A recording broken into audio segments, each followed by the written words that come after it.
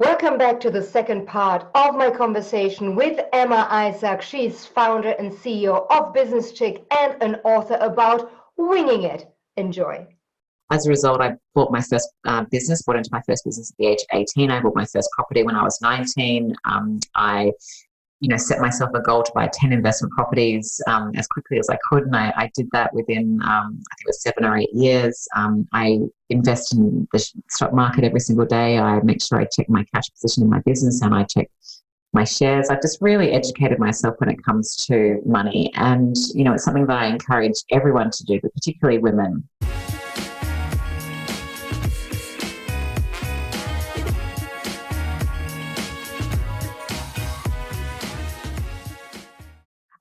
Another chapter I loved, it resonates with me a lot. And sometimes I get the feeling I'm the only one out there that embraces money.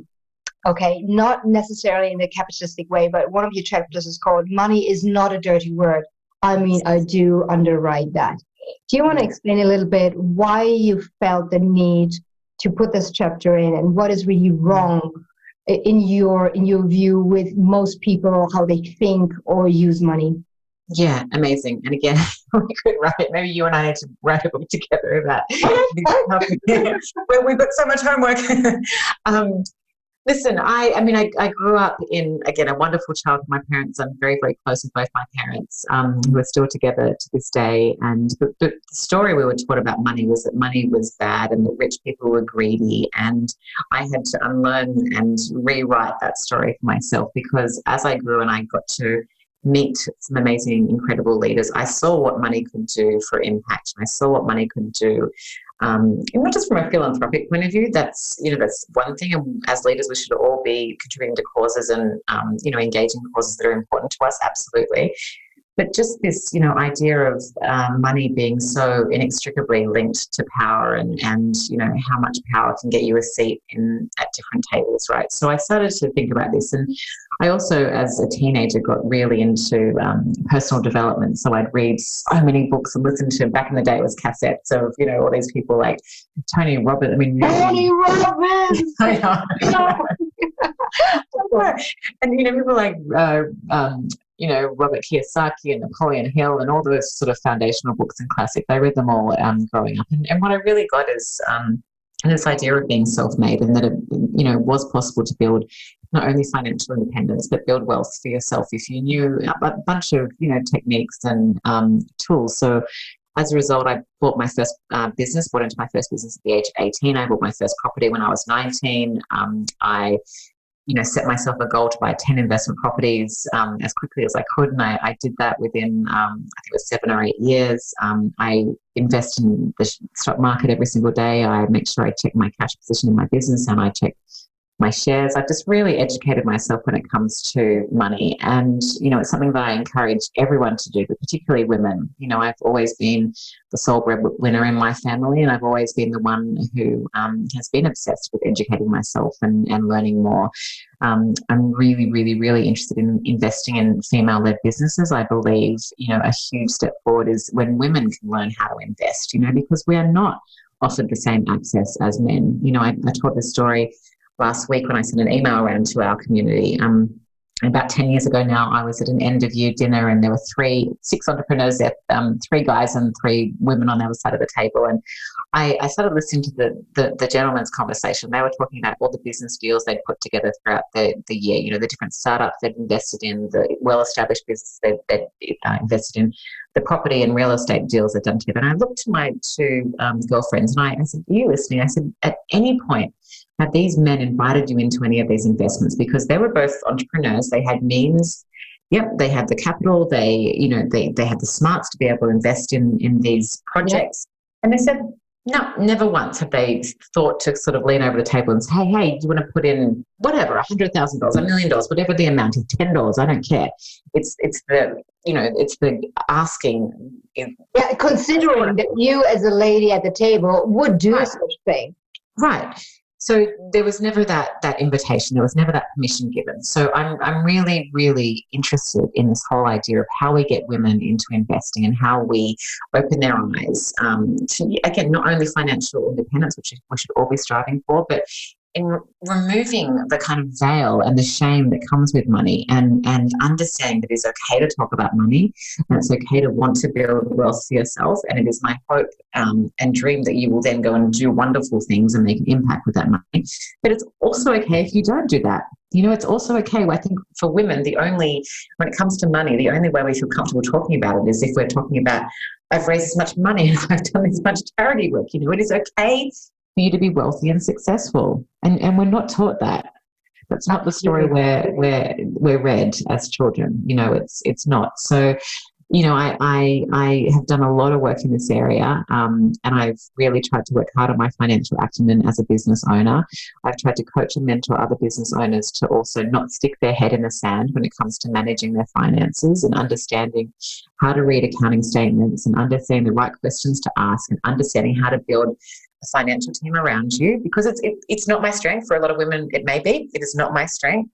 But I have put the people around me who can advise and counsel and I can go to and feel comfortable with, and that's worked beautifully for me. So I think what happens for a lot of women is they say, it's not my strength, therefore I'm scared of it, therefore I won't focus on it.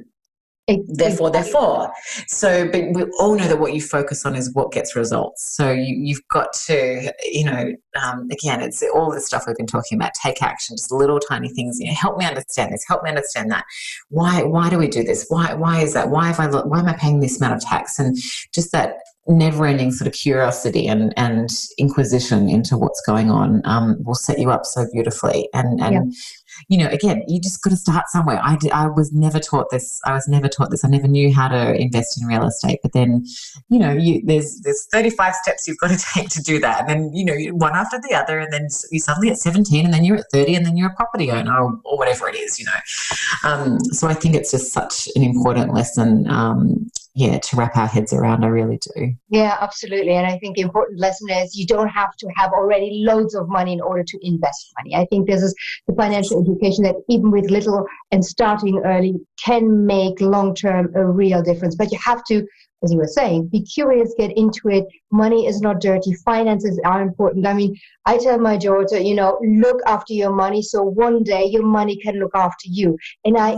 drill that into her almost in uterus, when she was little, that it is an important issue. It's nothing to kind of ignore or have the men deal with it or other experts deal with it. You have to know. You have to know every day how much you have, how much are your outgoings, the blood in any business, but be it the family business, be it a business, be it the family and running it as a business, of course, because you need your finances, all the business, the cash is really, really important. And you mentioned that earlier on as well. And the starting early, you also talk about in one of your chapters. And I think it is so important that people always think, yeah, but you're young, you don't have to worry about these things. No. Not this day and age. You have to start thinking about your pension the moment you kind of hit consciousness, or better yet, as parents, the financially educate you that you have to look after yourself and not be dependent, because the classical pension is something that we cannot rely on. Yeah, that's right. That's absolutely right. And I think you made a beautiful point there. It's 2 points. It's not about the money that you earn, and it's not about the money you have available to you right now. It's about, building that discipline, building the rigor to invest. And, we can classify investment as a lot of different things, right? It might just be opening a savings account and building the discipline to put $20 in there a week and then just not touch it, right? And then when it gets to, $500, then buy a couple of shares with that. Whatever form it takes for you, it doesn't really matter the form. What matters is the discipline and the education. That's what matters. And I know you've read the book. I tell the beautiful story. I won't tell it in its fullness now, but my gorgeous grandfather was a wonderful role model for me in terms of wealth creation. He never earned more than a blue-collar worker's, he was always on a very low salary, but he amassed a huge fortune through paying off his first, his home, his mortgage, and investing in blue chip shares. And he just watched them grow and grow and grow. And it was just simply time in the game. That was all it was. And decades of reinvesting those dividends and making the right decisions. And he has amassed, a really wonderful fortune. But he started with absolutely nothing and never, we see these partners in law firms and that might get paid $500,000 or whatever a year and have nothing to show of it, So it is possible. It's not about the amount you earn. It's really what you do with it. And it's about building the discipline of what you do with your money. Absolutely, absolutely. And you were referring to women feeling a little bit coy about investing or the money issue. What do you think, being a woman yourself? I mean, we really get talking business jokes. What do you think still to date women are doing wrong in a business environment? I mean, I have my own experiences, but if you had to boil it down, Emma, to a couple of points where you think this is where women stumble, this is why they still talk about the glass ceiling. Yes. What is it with the women, you think? I think, as you asked the question, one thing came to mind. I think we still suffer from overanalyzing and overthinking. And when we suffer from overanalyzing and overthinking, it stops us from getting into motion. It stops us from getting into action. So I see that a lot, people who sit there and are not sure, and they and they are, and they cannot, get past their own thoughts in order to do something. So I think that's a really big thing. I mean, we don't want to discount it all. We all know what the problem is with women.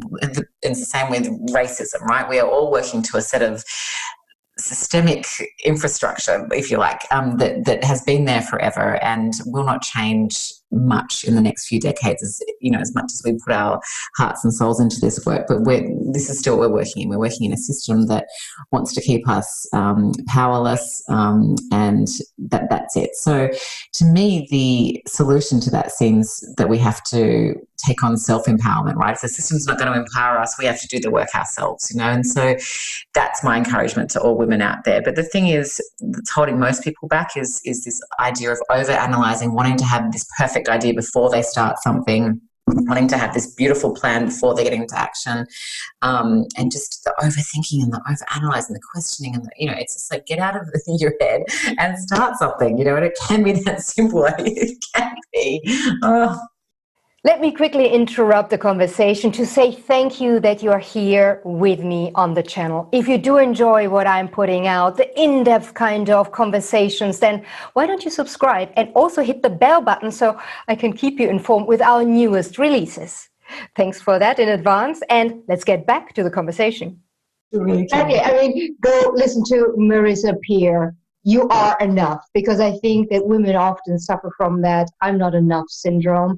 And I see it myself, whatever, even in my career, be it in banks or even as an anchor for CNBC, it was always the women that over-prepared, that never felt that they were enough. They came in 3 hours before the show rather than half an hour, like the male co-anchors, for example. Yes. And they did, and they, prepared and they researched and they just gave it 10 times their all. Very exhausting and still not necessarily making a difference, nor in the paycheck, nor in the success. So I think it is so crucial. And this is where we kind of circle back to the title of your book, Emma, Winging It. Just think it through, then do. Again, a line I tell Victoria.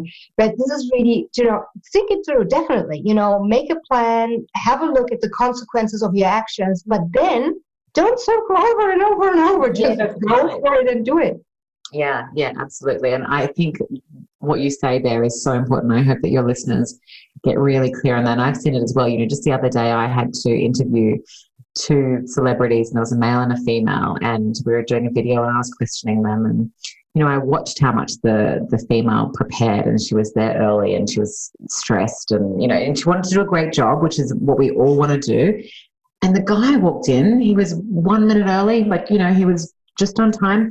He walked up and he was like, "What are we doing?" And I'm like, "You've done nothing, right?" It floored me. But, at the end of the day, he saved all that stress, all that anxiety, all that exhaustion. And, so it's an interesting study. Why is it? A little bit of arrogance there, right? Which is not always a bad thing. Perhaps we could have a bit more of that.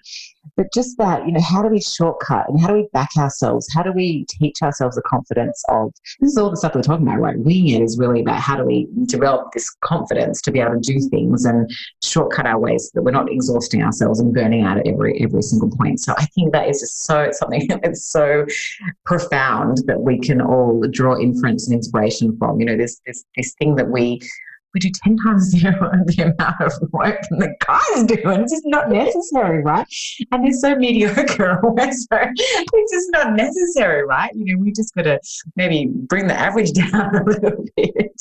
I mean, it is so cool what you say, because I also thought, okay, I'm putting all this work in. Somebody else comes half an hour early, and they still do a great job. It's not as if I'm like, okay, but I still don't stand out. I'm just maybe looking even more stressed and ugly. Right. It's definitely not the way to go. And when I was in banking, coming back to women in business, and this is the reason why one of the reasons why I left banking, in the sense of, trading floors. I always felt what was so wrong. I always say, I'm not a feminist, I'm feminine. And I saw so many women competing with men, especially in banking or male-dominated sectors, trying to compete with them as women, men to men.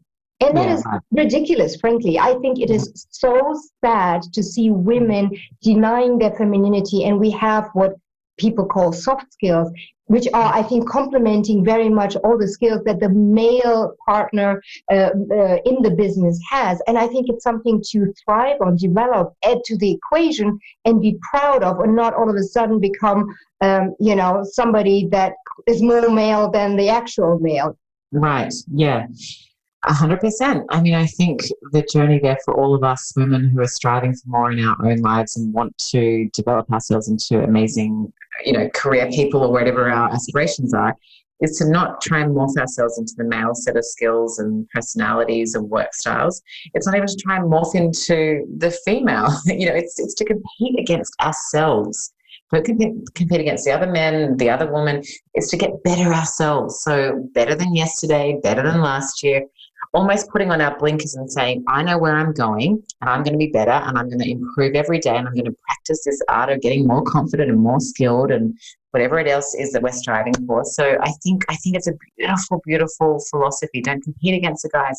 Don't compete against the women. Compete against yourself. Just get better. Just do you. As they say here in America, just do you. Just do you. Just do you. Just be yourself. But a lot of people go like, okay, what is myself? So I prefer just do you is really, really good. Emma, we are almost running out of time. You're super busy. A couple of more questions I really, really want to quiz you on. And the one thing is, crisis to creation. Tell me about your worst crisis you had to overcome, your biggest failure, and where you think, okay, this is really, I'm naked with my butt on the floor. It can't go on like that. And how did you really then, develop out of it? Yeah. A couple come to mind. I mean, I think we're all living in a crisis right now and, being tested on so many levels this year. So certainly when the pandemic hit, our business was decimated. We produce around 110 live events each year. So these events are huge in scale. We get 5,000 women and a couple of good men come along to these events. That's our biggest scale event. And then we do ones for 500 people and a whole host of other ones. So when that was taken away from us, we lost about 82% of our revenue in that one revenue stream. So we had to, come together as a team and try and figure out a plan of how we were going to get through the pandemic and reinvent ourselves. So that was something that, that's the closest crisis I can think about. I mean, I think what I tried to do in that situation, I'm still doing every single day, we're still all in it, is to try and be calm and know that my people were looking to me for leadership and they were looking for me to set the scene and set the tone. And, I think I did that really well. And I was very, very clear with them that none of us have lived through a pandemic before, but, I don't know how this is going to pan out. I don't know how long it's going to be. So I think that vulnerability in my admitting to them, I have no clue. We don't have answers. We don't know when live events are going to be able to come back on. But here's what we have. Let's work with what we have and let's dial up what is unique about us. And I think we're doing that really, really beautifully. So again, the calmness, the vulnerability is really important. And, trying to set the scene and set the tone for your people in a crisis. So that's one thing. When you ask the question, I think the other thing for me is a personal one. So you've read the book, so you have heard this story, but my gorgeous eldest child, who's now 11 and a very healthy 11-year-old, she was diagnosed with cancer at the age of 4. So we had to get her through all of her chemotherapy and all her treatments and everything that came with that. So it was certainly a crisis that turned into, a beautiful creation in a lot of ways. We recalibrated a lot of things that were important to us. My husband and I had to, again, set the scene and set the tone of how this was going to go and remain calm in the face of tremendous uncertainty and, be vulnerable with her and say, I've never had to do this before and I don't know what I'm doing, but we're going to get through this as gently as possible and we're going to walk this path together. So, she's great now. As I said, she's very, very healthy, but it was a huge lesson in, how we got through it and how we did it gently and, ultimately one we're very, very grateful for at the end of the day. Yeah, I think it's one of the hardest steps one has to, especially as a parent, face if your child gets potentially fatally sick. I cannot imagine it, and the way you described it, and of course the emotional stress it puts not only on the family but especially also on the couple to pull through, and some couples break and others just go stronger and have other 5 kids. The crazy ones amongst us. What else can one do? I love it.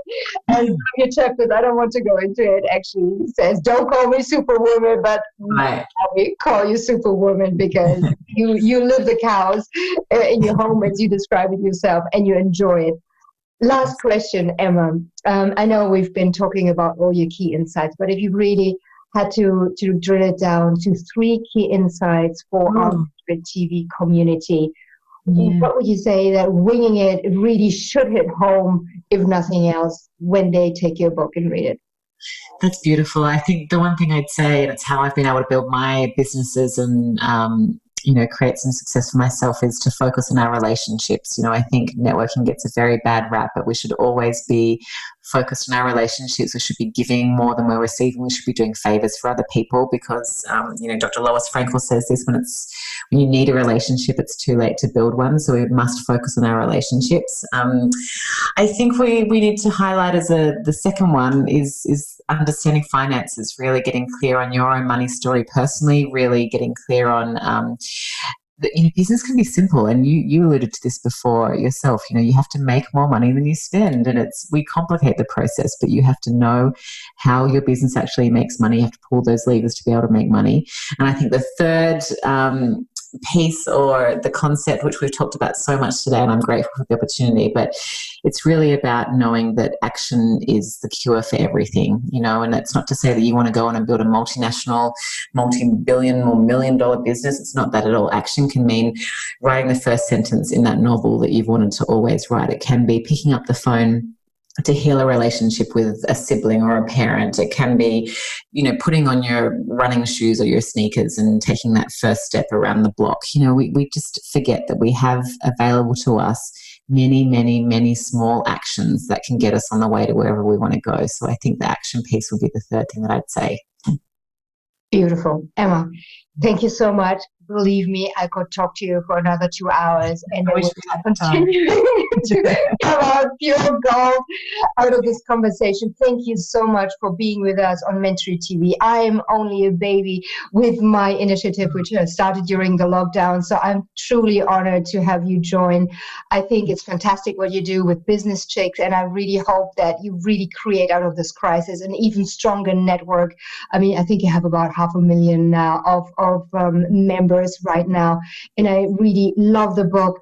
The book on leadership, definitely. Of course, the financial mentoring, maybe you have a project going. But in any case, thank you so much for being with us here. Oh, it's an absolute pleasure. Thanks for having me.